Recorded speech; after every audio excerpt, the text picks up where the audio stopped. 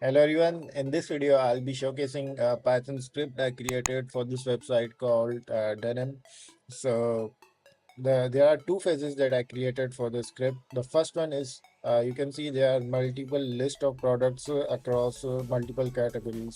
So what I did is I went to the sitemap.xml of this website and then I passed the products with my script. So if I go to one product XML, you can see the URLs are scattered messy, and so I have to clean it. So the first script that I actually created was this one. This is called a sitemap grabber. So what this will do is basically it will create a CSV that will have a list of URLs. So I will just run this and show you how does this work. So you can see it is actually scraping the product URLs from these XML. So it is doing the crawling. So once that is done, you can see we have got the 91 URLs.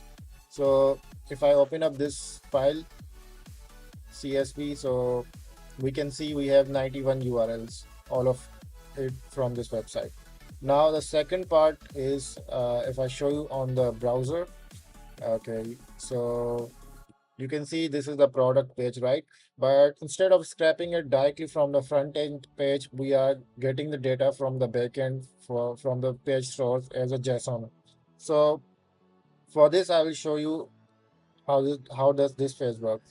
So if I open up my detail page scraper, you can see that I have made the script that will actually grab that product URL CSV that it created, and then it will scrap all of these product URL and everything for us in a CSV file.